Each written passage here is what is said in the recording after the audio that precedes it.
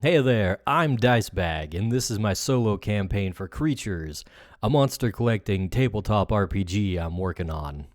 I'm picking up from a cliffhanger this time, because our team just discovered an opening into a large, subterranean realm on the other side of a cavernous creature lair. Right when the occupants were returning home. Now they have to fight off another pack of Slopeyes and Slugoops. Let's see how this goes.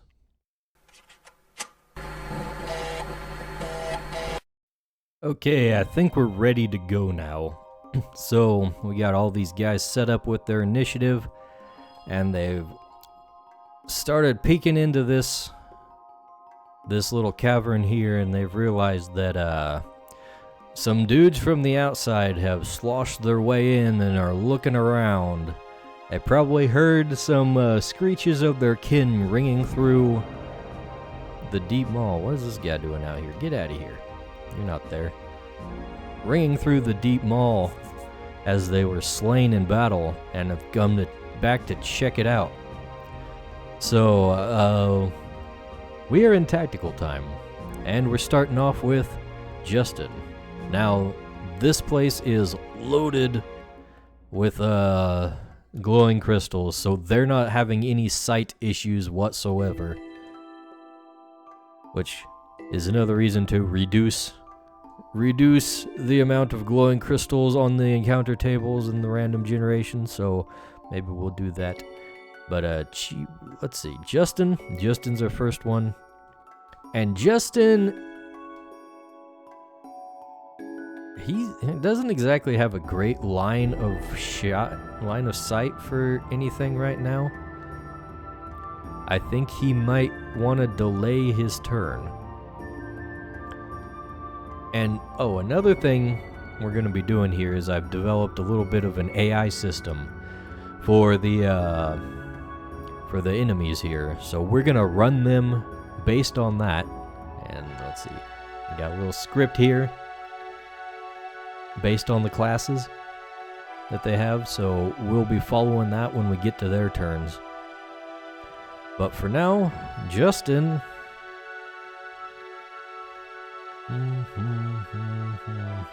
Okay, so he's gonna have to position himself, if nothing else.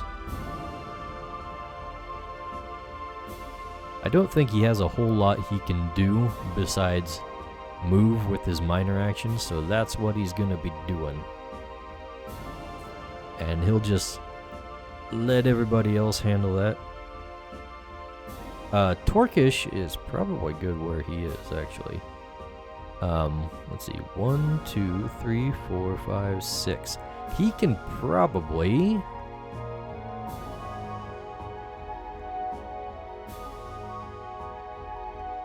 Actually, since I'm pretty sure Torkish is not at full mana here. What's up with this? Why isn't it changing?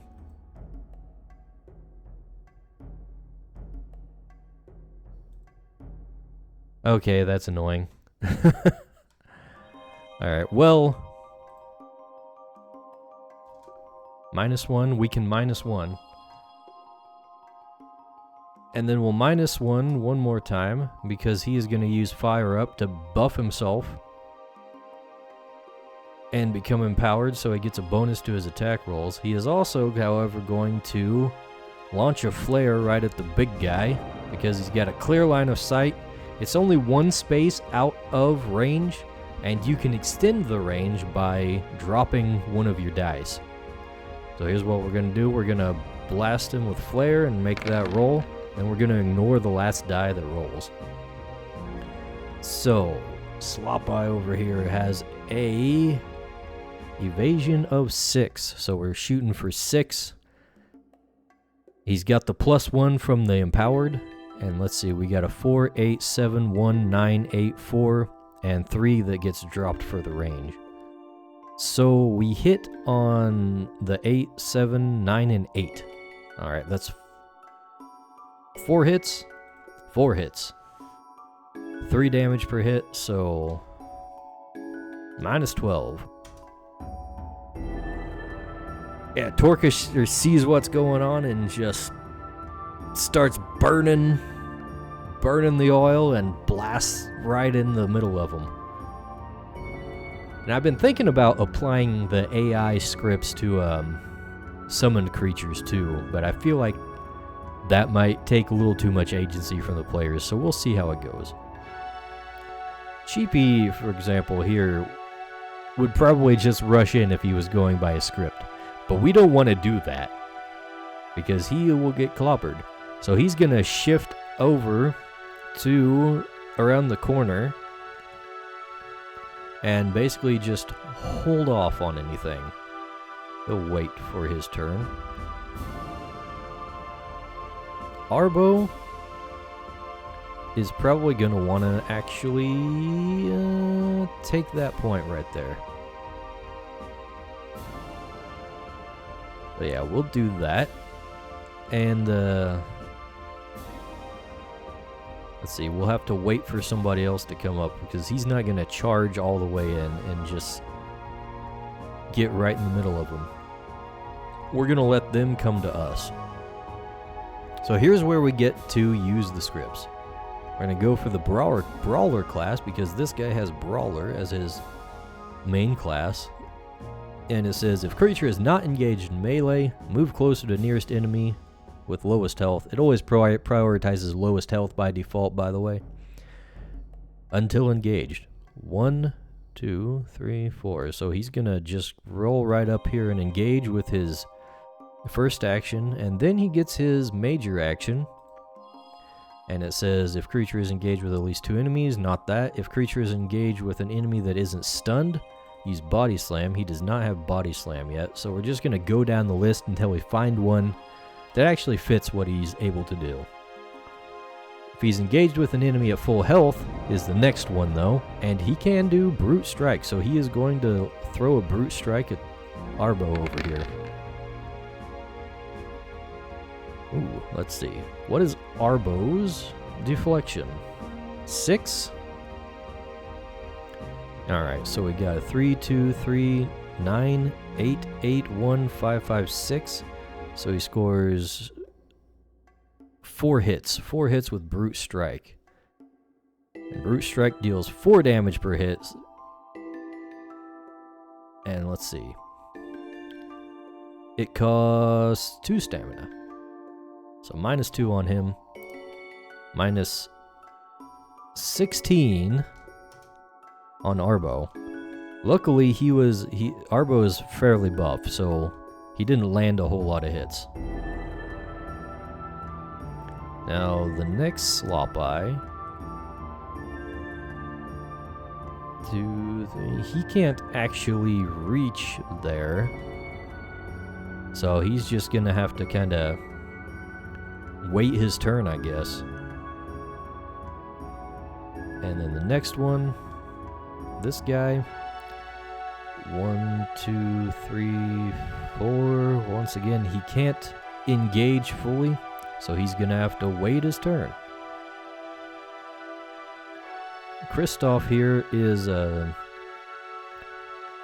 let's see, what does he have? He has Second Wind, Rallying Cry. He can whip out his crossbow and take a shot. So let's go ahead and do that. We're going to take a shot with the crossbow. He's not very good with it, but it's something. It's better than just sitting around and waiting. Ooh. He scores a crit. And let's see. Against the Slopeye's deflection, which is 6. The crit is the only thing he scores, so, 2 hits. Let's see. That's 6 damage. Alright. Now the big guy gets to come up.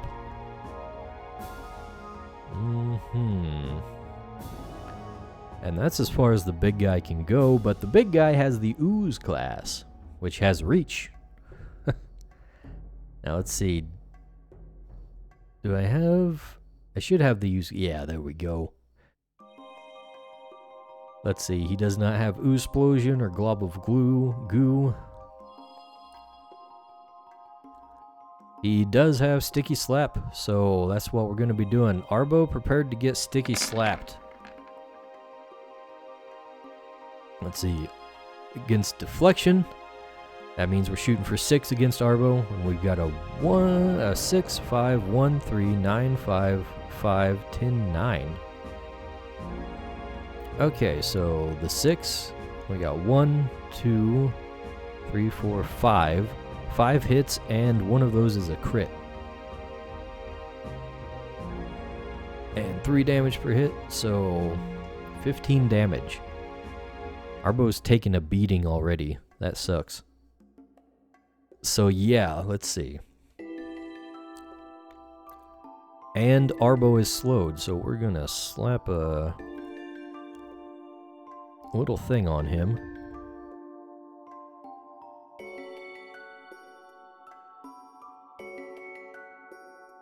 What's a good one? We'll put the shoe on him. Actually, I should be taking this guy's things off. Oh, wait. That, yeah. And adding one for empowered on Torkish here. Let's see. Give him the big buff man icon here. Alright. First turn, not super great.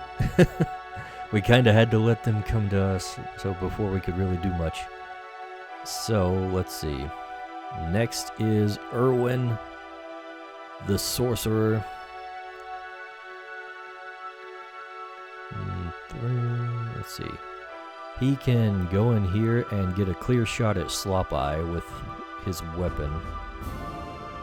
And he's got a scepter, so let's go ahead and blast him with the scepter. Let's see. Slopeye's evasion is only 5. He rolls 4, 3, 3, 7, 5, 2, 4. Only 2 hits. Oof. Well, not much going on there. Dang it, Erwin, you're part of the militia, you're supposed to be good at fighting. Let's see. Justin is up next. Justin now has a clear shot. We're gonna go ahead and give it to him. He has a clear shot because he's got so... You know what? Yeah. We're just gonna say like from here to here to here to here, like this whole area is clear. So Justin's gonna pull out his rod, shoot some blasts at this thing, and he crits. Only dealing 2 damage per hit though, so that's 2 hits. Justin is not a big damage dealer. Torkish is up next though, and Torkish is a big damage dealer. Let's see. You know what? We've got him outnumbered, so I don't think... You know what? This guy should be at full health. What am I doing? He has not been updated from the last fight. Yeah, Torkish is going to conserve kind of his mana just in case there's another fight. And just start blasting. Whoops, not fire up, flare. Alright. So evasion is 5 on Slopeye, so we need to hit 4 more. We got 7, 6, 3, 9, 4, 5, 3, 8. That's 1, 2, 3, 4, 5, 6. 6 hits. 18 damage. Not a bad blast, but some of these guys are fairly tough, actually. And now, let's see, Cheapy. Cheapy's in a position where he can't really do anything, so he's gonna set his initiative to 0 and wait until the end of the turn. The round, rather. Before he takes his turn. That means it's Arbo's turn right now. Arbo has beast type attacks. And let's see. He's going to go ahead and use hit and run, which is a nice little bonus for him because he's in kind of deep water right now. Let's see. Before and after the attack, he can shift one space. He doesn't need to right now, so... Oh, he rolls low though, man. Let's see, he's shooting for a 6 on the Slopeye, but he gets the vulnerability bonus of +2. So he's really shooting for a 4. 1, 2, 5, 2, 7, 1, 2. Not so great. He scores just 2 hits. Just 2 hits. So 6 damage. And he does get to shift out of the way. Which is... You know, he's gonna go ahead and use his second action to kind of fall back to the second line. To the back lines here. Since he is at low health. We're gonna let Slopeyes come on in. This guy shambles in with his first move. And let's see. With the Brawler class, what is his first priority? He is engaged with an enemy at full health, so he's going to use Brute Strike again. And this is the last time this guy can do that, so... He's throwing it all at Cheapy here. Because Cheapy is the most vulnerable one. Oof. Cheapy, what is your deflection? Only 4. That means he needs to roll a 2 with the vulnerability. So he rolls 8, 6, 3, 1, 1, 4, 8, 10, 7, 5. Cheapy takes a lot of hits. Let's see. 1, 2, 3, 4, 5, 6, 7, 8, 9. 9 hits. That's like 36. 36 damage. Cheapy screeches, and he is not too happy about that. He went down in the last fight, and he doesn't really relish the idea of getting knocked out again. Understandably. Alright, the next one is this guy. Now obviously he has to do his move first.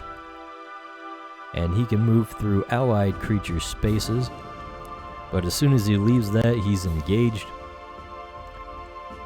And let's see, this is engaged with Kristoff here. Yeah, right? I don't remember their names. I think that's Kristoff. And let's see. He, of course, is going to throw a Brute Strike because he's engaged with a enemy at full health. That being Kristoff. And what is his deflection? He's got 6 deflection, so that's good.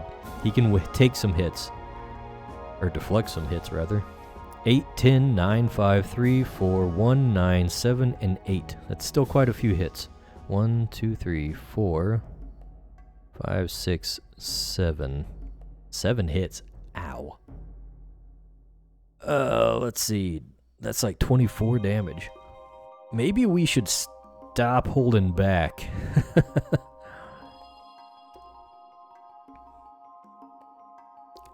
Now, okay, next Slopeye.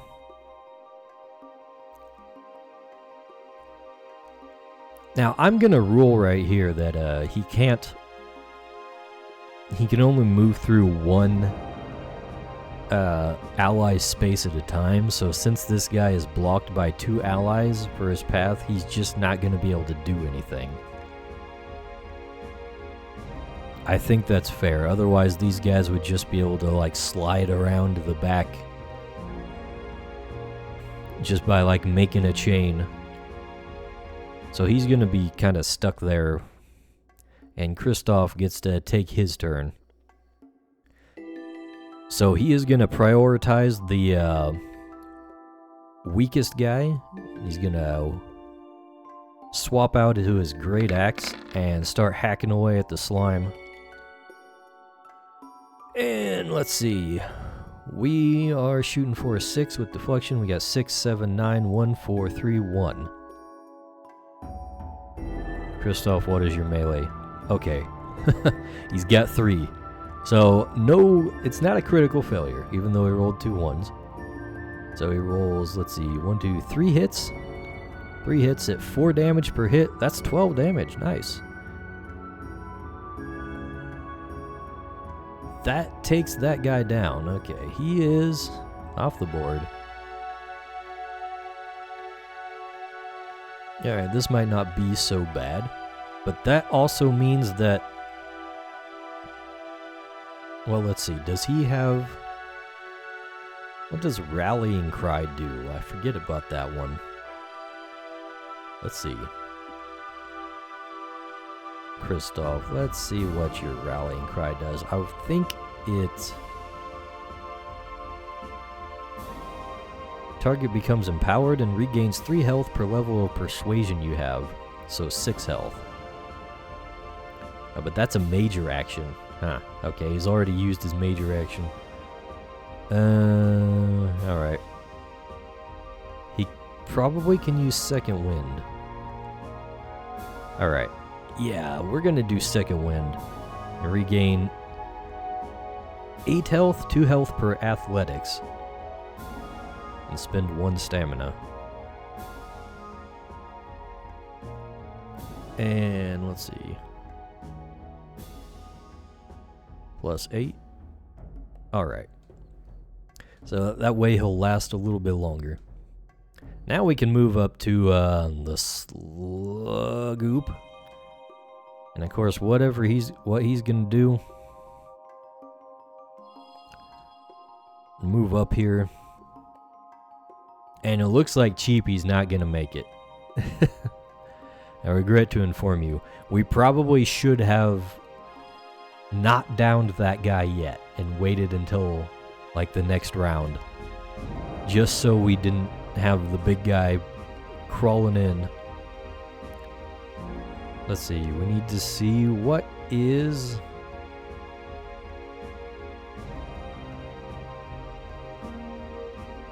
his abilities. He's got uppercut and jab cross.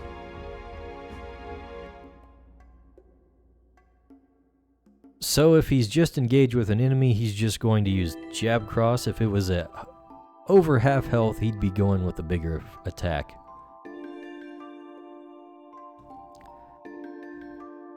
Brace yourself, Cheapy. That's a lot of dice.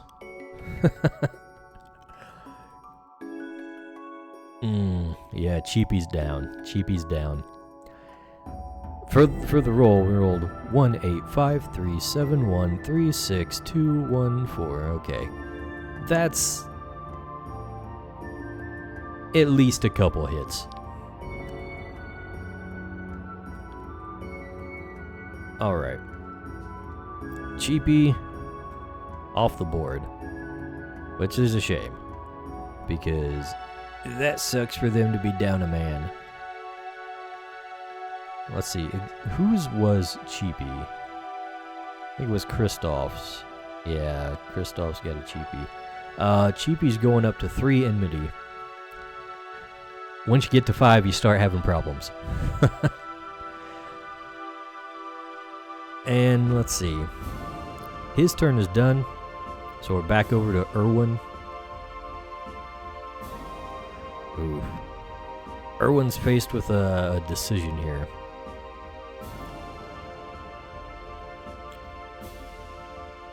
We should probably take out the Slopeye first.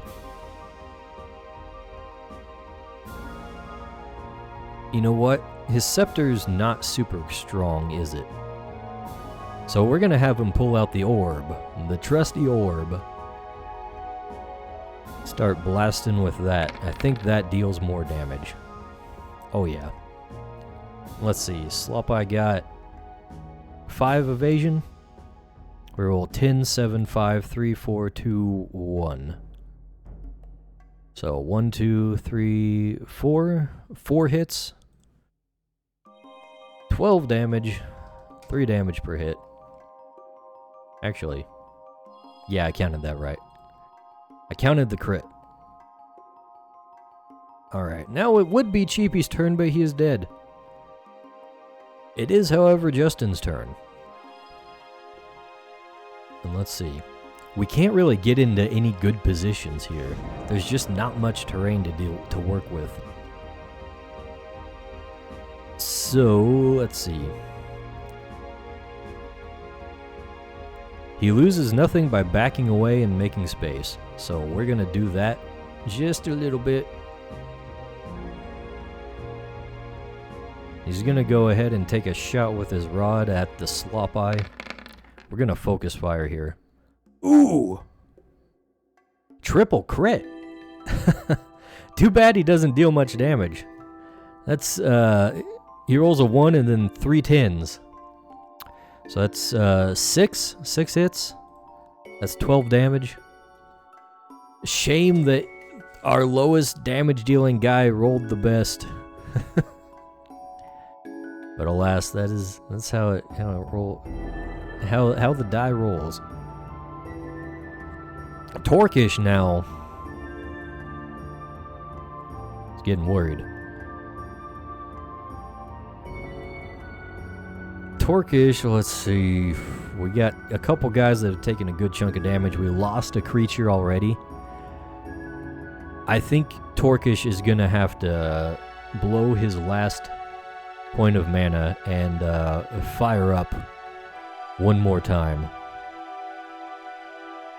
We'll add an extra mark there.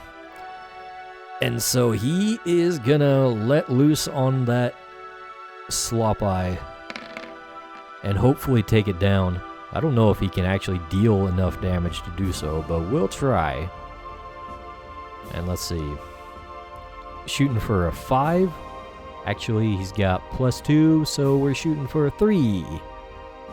We roll 4, 2, 6, 7, 5, 1, 8, and 5. Okay, so that's 1, 2, 3, 4, 5, 6. 6 hits. 18 damage.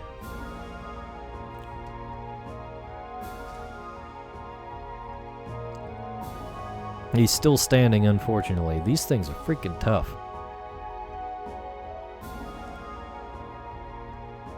However, let's see. Arbo's turn is up next. Let's see. Arbo is slowed, so he only can move like half his speed, but he doesn't need to get very far. He'll go 1, 2 over here. And then he will use a hit and run, which will let him back away after the attack. Let's see, he rolls 3, 4, 7, 7, 8, 7, 10. I think that's enough. Let's see, he gets a bonus, so he needs to hit 4. Yeah, he rolls 1, 2, 3, 4, 5, 6, 7, 7. 7 hits. That's more than enough to take out that Slopeye. It's mainly the big one we have to worry about now. The big one and one more smaller one. So, Arbo is gonna kinda skulk back after that.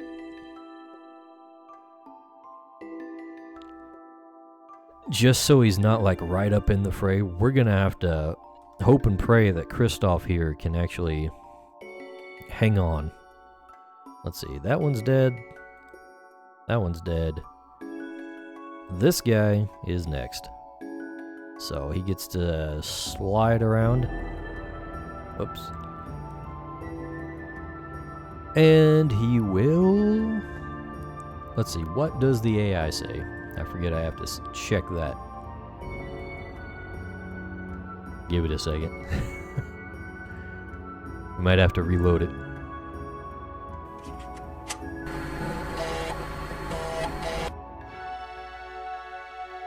Alright, here it is. So it says, of creature is engaged with an enemy over half health, he will use Uppercut, which is one of his bigger attacks. I think it softens the target.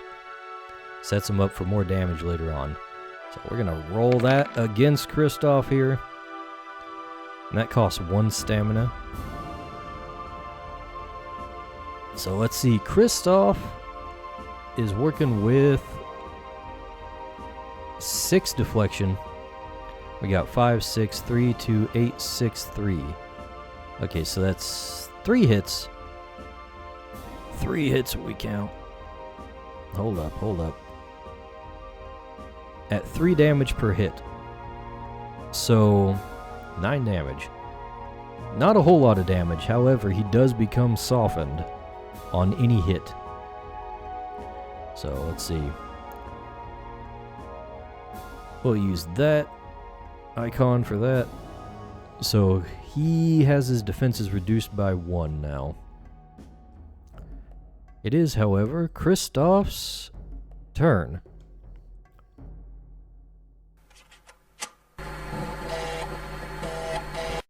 Alright, I'm gonna wrap up the episode here. Thanks for watching, and since you made it this far, don't forget to leave a like on the video and subscribe to the channel if you haven't already. But most importantly, leave me some feedback in the comments. The game is still in development, so I'd like to hear what people think. And if you want to see more, I've got all these sessions on a playlist that you can watch back to back. There's also a bunch of links in the description for other places that you can find creatures. So, until next time, farewell, conjurers, and may you walk the waking dream.